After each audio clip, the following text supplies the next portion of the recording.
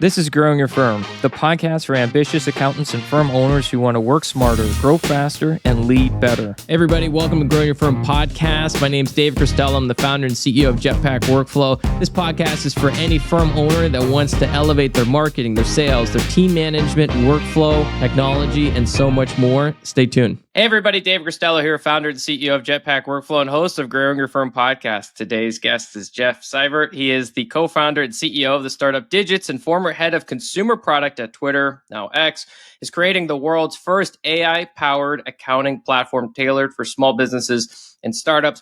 We were just joking right before I hit the record button.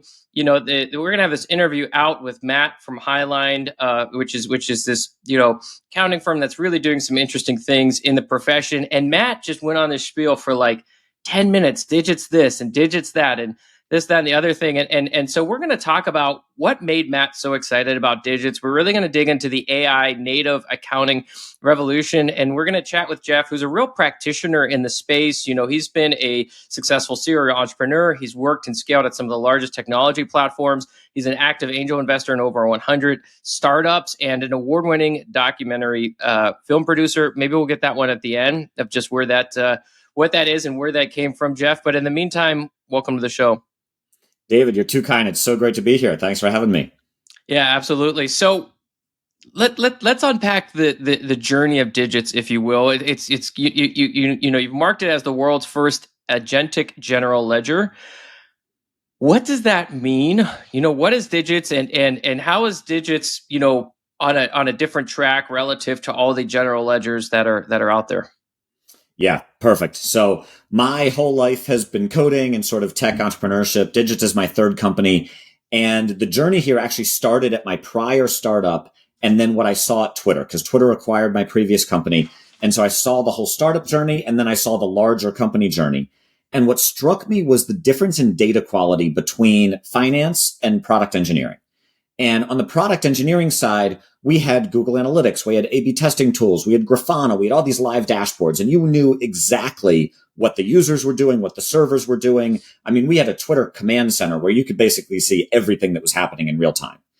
And then on the finance side, as a founder, as a business owner, I was sitting there waiting 2 to 3 weeks for honestly a black and white P&L, balance sheet, etc. from our accountant. And I at first thought this was just a small business issue, but then I encountered the same thing at Twitter. And I remember this. I went to corporate finance once and asked, hey, what's our budget? Can I run an event for our consumer team? And the actual response was, oh, we haven't closed those books. Give us 3 weeks. And I was like, what? Like, you have 100 people in finance. What are you doing? And so that was sort of the genesis of Digits.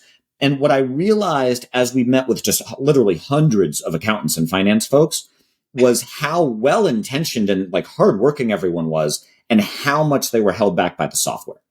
And so we started Digits to be the first sort of, I can say now AI native, but back in 2018 when we started, honestly, it was ML native, machine learning native approach to accounting. And we realized that in order to basically bake the intelligence deep into the ledger, you had to create a whole new data architecture. And so that's what we mean by Agentic General Ledger. It's a accounting platform, double entry, general ledger, but the models actually live and work within the ledger itself, not something you're sort of bolting on. Got it. And what are some of the use cases that get unlocked when you have this philosophy and this approach like you have at Digits? Yeah, so 2 of the most powerful ones are the core bookkeeping and reconciliation workflows. And so, of course, everyone is used to logging in, processing the bank feeds, setting up rules. Then, of course, you have to manage the rules over time and create new ones and so on as things change. And that takes a ton of time. And then once everything's in there, you then have to reconcile it to the bank statements and make sure you didn't miss anything or make a mistake. And that's, again, this very manual process. And so when the models are built into the ledger, they can actually do that work natively. And so we train models that basically form a layer cake. So they train on each individual business for an accounting firm, each individual client. Then we train a firm model that trains across your work, across all your clients. And then we train a global model that's sort of the fallback across our entire data set. And this allows the ledger to apply basically multiple levels of intelligence to each inbound transaction so that it gets booked in the best possible place for that business. And then on the reconciliation side, we literally automatically pull the PDF bank statements from supported banks. If your bank isn't supported, you just drop the PDF onto Digits, and it reconciles each transaction to a pixel bounding box on that PDF. So you can literally mouse over the transaction and see it on the bank statement. And that's what you get by really sort of tying all the data together at the core versus trying to work with like API connections and deal with sync issues and inconsistencies. Yeah, I don't know if I'm going on a side tangent here, but there's a lot of these like non-general ledger. They're kind of bolt-on month-end close automation tools. Will make it easier and faster. And a core part of this is how seamless can the client collaboration and the feedback loop be. Yep. But does Digits think of the world in that way, or is that like, well, the fact that conversation has to take place is an engineering problem, like, or is it somewhere in between? Yeah, no, it's an engineering problem, and it's a business decision for the firm. Do you want to stack tech on top of each other and sort of hope that it all works? And I would call out pay for each level of the tech you're stacking onto each other, right? Like you still need to pay for the ledger, and then you pay for the automation tool on top and so on. Or if you fast forward 5 years, are you just going to be using a ledger that has that built in? And that's our belief and philosophy, that in order to get to that future where you really want to be, we had to start from scratch and build it all natively. Yeah. So do you have a what you would kind of see in maybe these bolt-on tools where you have this like client collaboration zone, or you kind of are like, every time we see this be a problem, there's a feature we need to build, right? So or do you have heavy client collaboration in your software? Yes, Digits is fully collaborative, all baked in. So you invite your client, you can comment on anything in the system. You can have a discussion right there, including like the row level of a report. And so you like scroll down to, my T&E section of my P&L. Boom, let me drop a comment for the client right there and ask him a question. Or I have a question on this transaction. I can drop the comment right on the transaction. That's another example, actually, of what I mean by a new data model. If you look at traditional ledgers and all the big names, right? QuickBooks, Xero, Oracle, SAP, NetSuite, et cetera, they're all traditional relational databases. And so you can think of each transaction that comes in as basically a row in that database. There's not much more meaning behind it. And so like when you see an Uber transaction, it just sees UBER. It doesn't really fundamentally know what Uber is. And with Digits, what we designed way back in 2018 was what's called a vector graph data model. Everything's an object. And so Uber is an object. Lyft is an object. If you know how that business is booking Lyft, you know how it should likely book Uber, right? But then you split it up and like Uber Eats is different from Uber and should be booked separately. And so with Digits, it's this graph of objects, and you can comment and share any individual object in the system, which makes it really collaborative. Interesting. It makes me think. So you've been going on this journey since 2018. I think accountants sometimes wrongly get pegged as late adopters. I know when we got started, everyone's like, "Good luck selling to accountants," and then I was thinking, they use software all day long, like Yes. all the time, and they're always adopting new tools. And I was at a talk last year, and somebody's saying, they are the gurus of change management. Kev, is every year new tax laws get rained down, and then you have to adjust immediately to this new reality. But I'm curious, in something that is so well established like a general ledger, like how long did it take you to kind of get to your first version? And then how long thereafter was, call it the, whatever milestone you want to pick out of the first 100 customers thereafter? Yeah. So it is a long journey on the software side as well. And I think you're seeing a lot of hype in the space right now. Of course, every product claims to be bolting on AI. There's all these new sort of AI bookkeeping startups, et cetera. To do this well, you have to be really serious about it and be in there for the long haul. So we started in 2018. We raised $100 million in venture capital, pre-launch, pre-revenue, because we knew we would need that to go build it. If you look back at the history of the space, it took NetSuite almost 5 years and $125 million to build NetSuite. And so we were looking at sort of a similar journey. We spent basically 5.5 years heads down building in effectively stealth mode. In January of 2024, so almost 2 years ago now, we hired a team of accountants to start using our ledger with real clients, with real businesses. And so we did over 2,000 month-end closes across 150 real businesses on the ledger in order to prove to ourselves that it worked and it had the feature set you would need to use. And then that gave us the confidence to finally launch it this past March. So we've only been in market for 8-9 months now. the reaction has been extraordinary. So Digit is already in use by over 150 accounting firms, thousands of downstream businesses. It's been really, really cool to see, but it's been a long journey for the team for sure. What have you learned, during the 7 years, 6, 7 years to launch?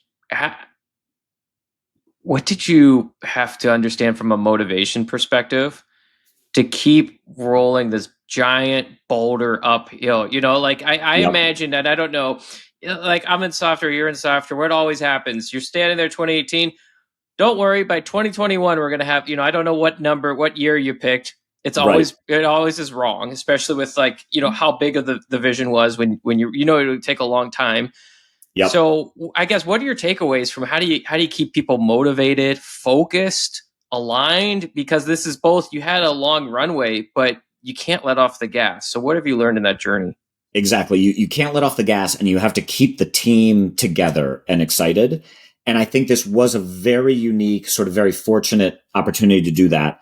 This was my third company. I had started and sold 2 prior startups. Both of those were actually very quick, literally start to exit in 16 months, both of them, which was crazy. And the team for Digits, the initial team for Digits was the Crashlytics engineering team, my prior company that I sold to Twitter in 2013. Yeah, that's and massive. So we had already been together since 2011. So sort of 7 years when we started Digits. And over the past 7 years building Digits, none of those people have left. And so we have kept the entire original engineering team for Digits. And I think that's how you get the sort of consistency and depth of seriousness about the space. It is not easy. Like the first 2 years, as you know, in the startup world, like that's fun. You're building, you're going to get something out to market and so on. Year 3 and 4, when we still had not launched anything really, those were tough years. And you you don't even see the light at the end of the tunnel because like there's still so much to build. And then it started getting really exciting in sort of 2023 and then going into our private beta in 24. And we could see that we had built something pretty unique. And so it's been, it's a journey that you spend a lot of time on as the CEO, keeping everyone together and motivated. Yeah, that's amazing. Looking back in that year, like you said, you call it the dark year. I don't know if that's 21 or 22. Yep. What would you tell yourself now that you're kind of, you're out there, people are now using it. There's still so many journeys and mountains to get through. But like, I guess if somebody's listening right now and they're trying to build something and they just feel stuck, they feel like, the traction wasn't what they thought. They're, even if they, they launched their firm this year, I wanted to get 20 clients, they have 2. Yep. Right. So like, I guess, what can somebody listening kind of take away from that dark moment, or what would you tell them if they're going through something similar? Yeah, I would say most companies, not just tech startups, most companies, if they fail, it's due to lack of execution or the founder giving up. And so you need to have conviction in why you believe your business deserves to exist in the market. And is the market large enough to like justify your existence? And it'll be a large opportunity if you continue to pursue it. And ultimately, I think that, the difference between sort of brilliant and crazy is very thin, as they say, right? And so you sort of have to be irrationally obsessed with this thing coming to fruition. But yeah, for firm owners who are out there and you haven't hit your client goals or whatever it might be, look deep down and like, is what you're offering unique in your market? Do you have the conviction that like this is something that deserves to exist, that must exist? And if that is true, then keep going, because the only reason you're going to fail is if you give up. Yeah. And you know what? There's I think your journey is really interesting too, because if you had raised less, there would have been such a tendency to be like, well, let's launch Digit's bookkeeping service. Yep. Because we need to bring revenue in and we need to and you could justify, if we launch our own service, then it could use our own tool. We're generating revenue and it's testing the tool. And I think it's so easy when you're in those dark periods to kind of look at the fast revenue to try and pick up any momentum. But I'm assuming that you didn't have this because you raised 100 million in 2018. Is that all fair to say? That is. If we had raised less, it would have been a disaster during COVID, because we didn't have a product that we could sell at market easily, and we would have had to raise again. And so, yeah, it would have been definitely tough. I think that's another great piece of advice is as the CEO, you have to plot out the fundraising strategies for your company at least a full round in advance. I've now raised 6 venture rounds over the course of my career. And the biggest thing I think of is when you're in the midst of closing your current round, the only thing that matters is setting up your next round. Is as you're evaluating investors and the folks you want around the table, how will they play in your next round? And that we tried to be very thoughtful about and fund the company for the journey we knew we sort of had to go on in order to enter this market. And I think a lot of first time founders struggle with that. Yeah, and you know what? It would have sounded very impressive all the same. If I mean, at least to normal people, I think to say, hey, we raised 10 million. Yep. We raised 15, 20. Yep. And we've seen that in the space. We see that in the space this year. We're recording this in 2025. But again, if you need more capital, and you always need more than whatever you see, like things always take longer and they're more expensive, unless it's the Hoover Dam. That's like the one thing everybody points to. Under budget, aside from that, everything seems to be going over. So I think it's important, right? So if you're running your own firm, what are you doing? And I understand on one hand, if you need to make your mortgage, my goodness, make your mortgage. But if you have enough to kind of make your basic needs, then it's a matter of maybe you're not niching down enough. Maybe the way you're presenting your offering is not, contextual enough to dental practices or wherever you're talking to. So I think that's really great, which is to kind of take a step back and spend some of the thinking time on the strategic questions in your business. To shift gears a little bit, Jeff, you mentioned these AI bookkeeping startups. There isn't a day that goes by that I don't open up LinkedIn, email, whatever, and there's the new accounting firm killer. This is the thing for $29 a month that's going to get rid of tax, get rid of accounting, get rid of CAS and advisory. Right. You're deep in the weeds of the technical space. How should accounting firm owners be thinking about this influx of like your job's about to go away, or there's these low cost automators that are coming in? What is this? Is this a hot air balloon? Is this a real tsunami? Like, what's going on here? Yeah, the hype drives me equally crazy. As you know it just as well as I do, like accounting is a profession of edge cases. It's a profession of relationships. It's a profession of judgment calls. None of those things are what AI is good at. And so you are not going to be replaced by AI. I think honestly, you are at risk of being replaced by an accounting firm that adopts AI correctly and aggressively, right? Like the competition is certainly going to increase, but it is not going to be the case that some AI comes in and wipes out accounting. That is false. And I think, unfortunately, a lot of tech startups are being misleading in what they're talking about. A lot of these AI bookkeeping things are like, hey, we have sent your chart of accounts to GPT along with the transaction and asked it to book it. And that is not the right approach. We have run extensive benchmarks. LLMs max out at about 70% accuracy at classification problems like bookkeeping. You need a totally different branch of models. And so at Digits, we spent 5 years training predictive models, not LLMs, to classify transactions. They can be highly accurate. We just exceeded 97%. And so I think that's why when you're talking with companies, I would really push them to go beyond the hype, and what model are they using for what? What is the input? What is the output? And if you start asking some of those basic questions, you'll get a sense of what's real and what's not. And any serious startup or company in the space will be more than happy to answer those questions. It's the ones that don't really know what they're doing that'll struggle to answer those questions.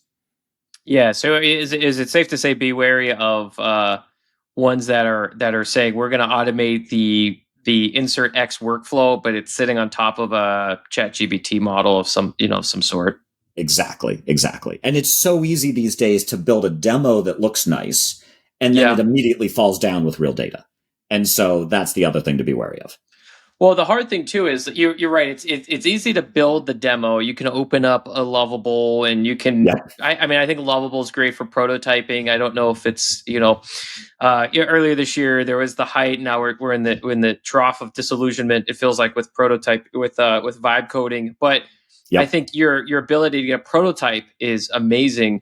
But then what in some ways the industry is known for, the tech industry is saying like, here's the prototype, and then I'm going to outsource for the accounting part of it, and we'll figure it out as we go. Right. I have Exactly. never seen that model. Once it's exposed, that's what's happening, and it always gets exposed in some way. I've just seen it over and over and over and over again. Yep. I never hear 3 years later, and now it's work. Now the tech is working, right? I think it's just again a division of focus, and the problems are so hard that I've never seen it work out. I completely agree with you. I have also never seen that example of like, it's so tempting to sort of get your prototype, then hire a team of outsourced humans to fill in the gaps. And then you'll be like, don't worry, I'll automate their work over time. It'll be software. That has never happened from anything I've seen. And so that's why we've been so focused on like, we are a software company. We build the software. There are no humans behind the scenes like patching the gaps, because you will fall into that hole and never be able to build out of it. Yeah, it's so addicting. It's so addicting. Just one more button seat. One more button seat. We got to Right. meet our growth numbers. We got to meet our growth numbers. We gotta keep our churn numbers low. Butts and seats. Butts and seats. Yep.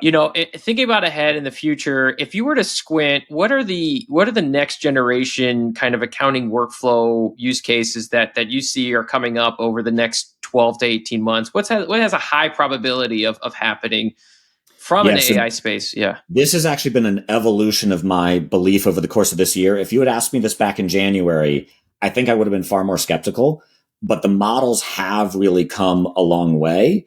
And I now predict by end of next year, so end of 2026, 12 months from now, I think the month end close process will be largely automated.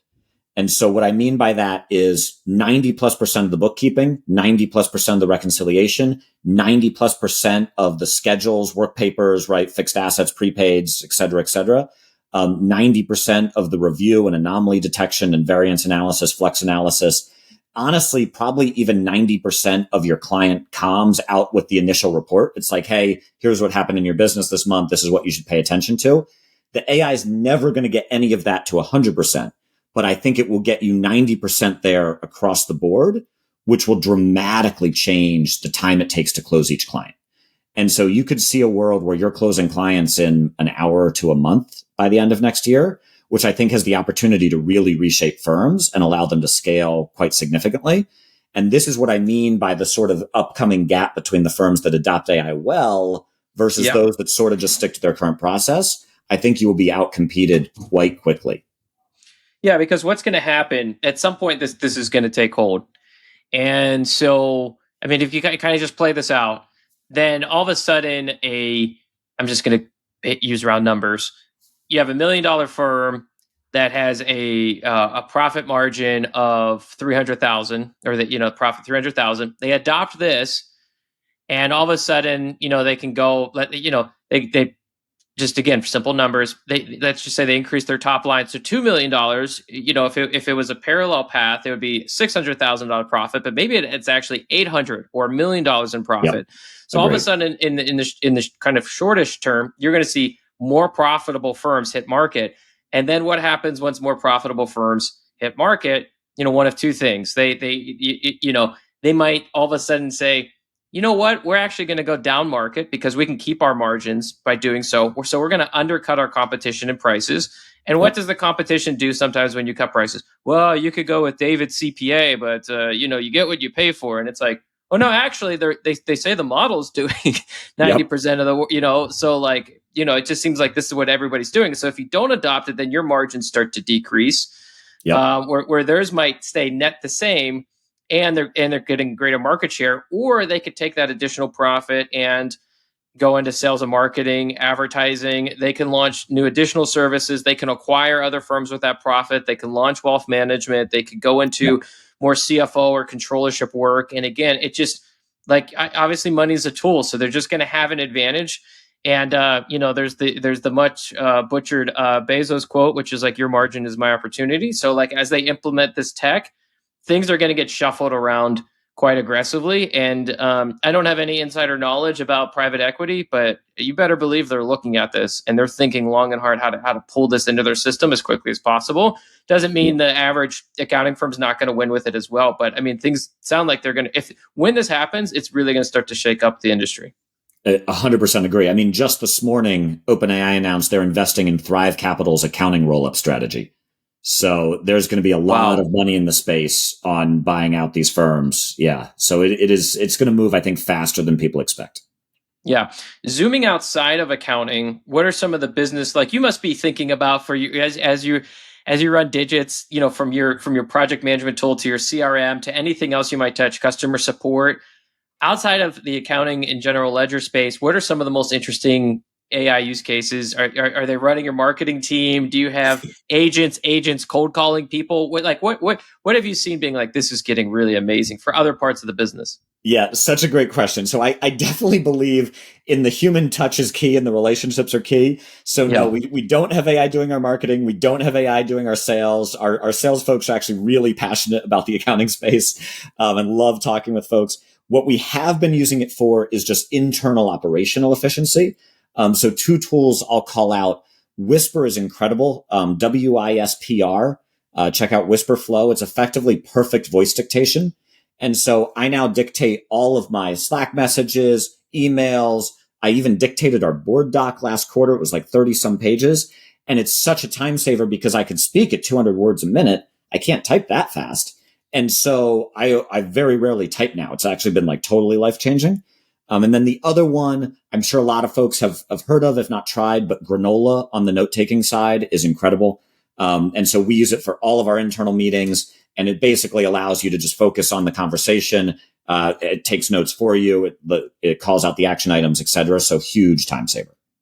For something like Whisper, I'm going to speak selfishly here. So sometimes I'll have this train of thought, right? So I'll open up a voice memo and I'm just thinking about whether it's go to market, product, and it transcribes it perfectly. Can I then ask it to clean it up for readability? Can it make me sound more succinct than I typically am?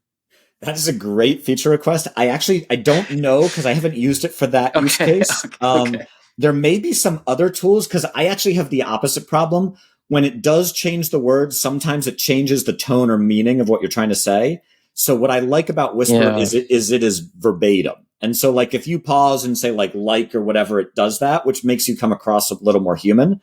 I agree for like maybe for emails, you don't want that. So I'll chat with their team. I think that's a great request.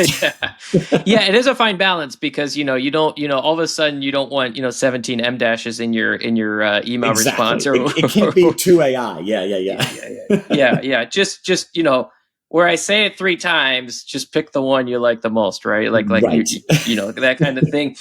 I have another question about Granola. As we wrap up, and then we'll do some call outs on how people can connect with you. This note taking space is so busy. Mm-hmm. It's Granola is definitely not first. Yep. Zoom has a built-in one for free. Google has one, and yet Granola comes out. I forget when, 2 years ago. I don't know, and it was just like it took the oxygen out of a certain segment of this market. Yep. And I think most people listening, you should have a note taker. If not, you know what they are.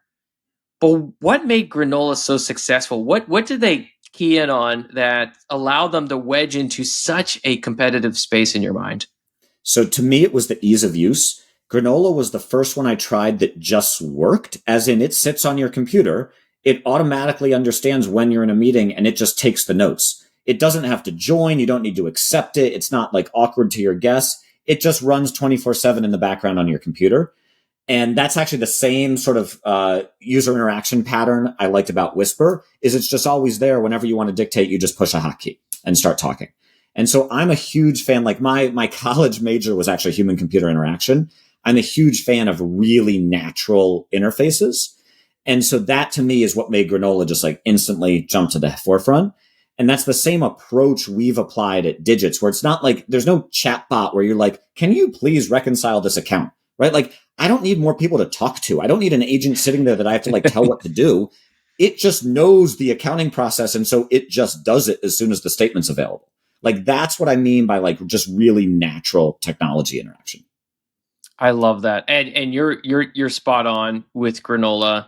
There's a project I'm working on, and my co-founder had Granola, and it just runs in the background. So there's no add, don't add, and he sends over the summaries, and the summaries are great. Are they better than insert another tool? I mean, it's maybe incrementally better. It's not so mind-blowingly better. Yep. But the ease of just always having it on, sometimes when I hear ease of use, you think about this like pretty simple UI, but it's literally getting the outcome delivered. And I hope for folks listening that, allowed us to go on the software tangent, that also goes for you and your clients. Your clients want books done in a timely manner to help them make better business decisions. Yep. So are you helping them make better business decisions, or are you texting them about what the Starbucks, should be categorized for? Exactly. Like you need that information, but it's not valuable for them. Correct. Right. So, Jeff, if somebody wants to connect, reach out with you, learn more about Digits, what's the best place or way for them to do so? Yeah. So digits.com, super easy to spell. Go on. You can book a call with our team. You can sign up for a free trial and link any of your accounts and so on and see the AI at work. So check that out. But once you want to set your accounting firm up, there's an accounting partner program we have. We have wholesale pricing. We have dedicated training. We have all sorts of stuff to enable your firm. So book a call. And I'm super easy to get in touch with. I'm literally Jeff@digits.com. So feel free to email me. I love that. And I have no skin in the game here, but I would encourage you to check out Digits. Whether or not you're exploring or actively exploring a general ledger, just become a student of the market. Go out and see these tools. I've heard, really interesting things about Digits. They're doing something different. Just tinker with it for tens of minutes. See what it's about, learn more, talk with some folks. Highly encourage you to do so. If you enjoyed today's interview, we're going to do a full write-up, and we'll link out everything at jetpackworkflow.com/blog. That's jetpackworkflow.com/blog. Enjoyed today's episode, leave a review. And if you really enjoyed it, this is a bit different. I was telling Jeff, we usually talk with accounting firm owners. We're getting the trenches about pricing. This one's broader. We're going to the world of AI. If you enjoyed it, leave a review. Tell us to bring on more guests like Jeff. And if he said something that really sparked a new insight, a new question, share it. If you share us, tag us on LinkedIn, or just forward the email to a colleague. I know that's the best way to say thank you to Jeff and I here. Jeff, it's been a real treat. Thanks for coming on. David, this was awesome. Really appreciate it. We'll talk soon.